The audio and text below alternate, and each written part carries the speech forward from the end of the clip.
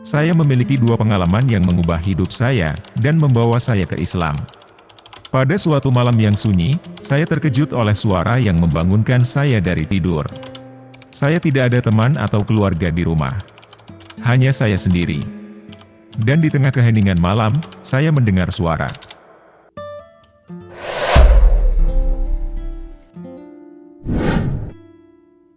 Assalamualaikum warahmatullahi wabarakatuh. Sahabat kalbu yang Allah cintai. Kisah kali ini menceritakan, seorang pria menjadi mualaf setelah dengar suara misterius. Kita masuk ke kisahnya.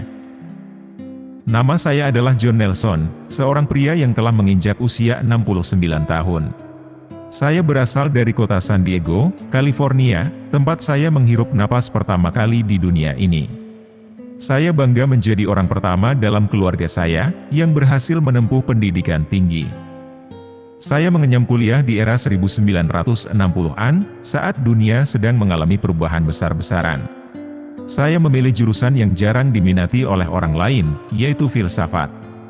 Saya tertarik untuk mempelajari berbagai pemikiran, ide, dan teori yang membentuk pandangan hidup manusia. Ayah saya tidak bisa menerima pilihan jurusan saya. Dia selalu bertanya-tanya, untuk apa belajar filsafat? Kamu tidak akan bisa mengaplikasikannya di dunia nyata. Namun, saya tidak peduli dengan pendapatnya. Sejak kecil, saya tumbuh dalam lingkungan Katolik yang taat. Saya mengikuti semua ajaran agama dengan setia. Saya bahkan sempat berkeinginan untuk menjadi seorang pendeta, setelah saya lulus dari kelas 8. Saya memutuskan untuk melanjutkan pendidikan saya di seminari, tempat saya belajar untuk menjadi seorang pendeta. Saya menghabiskan beberapa tahun di sana, sampai saya menemukan jalan yang berbeda. Pada bulan Desember tahun 2010, saya memeluk agama Islam. Saya memiliki dua pengalaman yang mengubah hidup saya, dan membawa saya ke Islam. Pada suatu malam yang sunyi, saya terkejut oleh suara yang membangunkan saya dari tidur. Saya tidak ada teman atau keluarga di rumah. Hanya saya sendiri. Dan di tengah keheningan malam, saya mendengar suara. Suara yang aneh dan sangat nyaring. Dan yang lebih mengherankan lagi, suara itu berbicara dalam bahasa Inggris, dan menyuruh saya, beribadahlah. Saya merasa heran dan takjub dengan apa yang saya alami. Saya tidak pernah mendengar suara seperti itu sebelumnya. Saya berpikir, mungkin ini adalah tanda. Lalu saya berbicara dalam hati saya tidak mengerti cara beribadah. Dan suara itu mengulangi perintahnya, dengan bahasa Inggris yang jelas, beribadahlah. Saya merasakan dua perasaan yang berbeda. Satu adalah keyakinan, dan yang lain adalah penyerahan. Saya memejamkan mata saya, dan mencoba untuk tidur lagi. 4 atau 5 minggu setelahnya, saya mendengar suara itu lagi. Di tengah malam yang gelap, saya terbangun oleh suara yang menggema di telinga saya. Dan suara itu menyampaikan perintah yang singkat, bacalah. Saya melirik ke meja tempat tidur saya, dan melihat mushaf Al-Quran yang berada di sana. Mushaf itu adalah hadiah dari seorang rekan kerja saya, yang memberikannya kepada saya, ketika saya baru saja tiba di Uni Emirat Arab. Saya sering membuka dan membaca mushaf itu di malam hari, sebagai cara untuk meredakan stres dan lelah dari pekerjaan saya. Namun, akhir-akhir ini saya jarang melakukannya. Saya lebih memilih untuk duduk diam dan memikirkan hal-hal lain. Mushaf itu hanya tergeletak di sana, tanpa disentuh. Saya menekan tombol lampu, lalu saya meraih Al-Quran itu dan mulai membaca.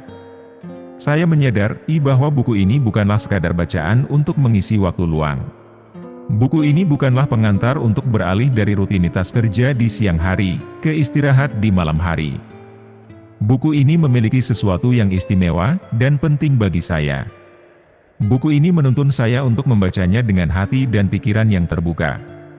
Buku ini menjelaskan kepada saya tujuan hidup dan keberadaan saya.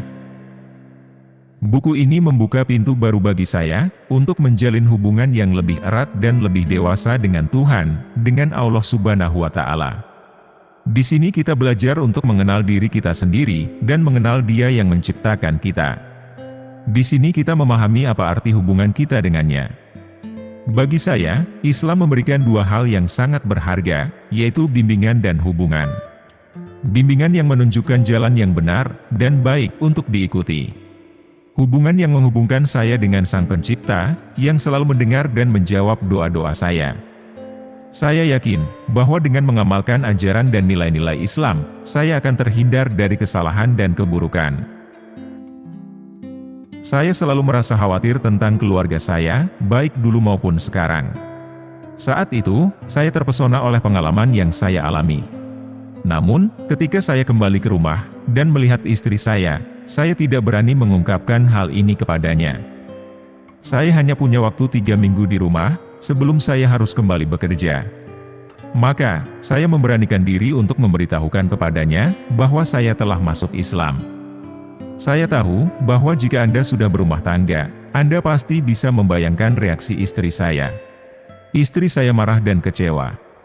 Dia berkata, "Kamu tidak pernah menceritakan hal ini dengan saya." Saya menjawab, "Ini adalah sesuatu yang sangat pribadi dan personal bagi saya, sama seperti hubungan kamu dengan Tuhan. Saya tidak bisa menghalangi atau mengatur hubungan kamu dengan Tuhan. Saya juga tidak bisa meminta izin kamu untuk berhubungan dengan Tuhan.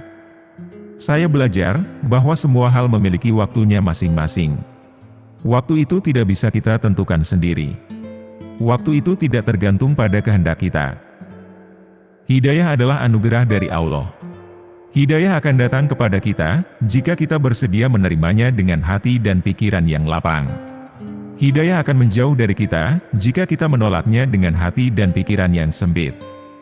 Sahabat kalbu yang beriman, hidayah adalah bimbingan atau petunjuk yang diberikan oleh Allah Subhanahu wa Ta'ala untuk seseorang, berupa terbukanya hati dan lapangnya dada untuk meyakini kebenaran agama Islam.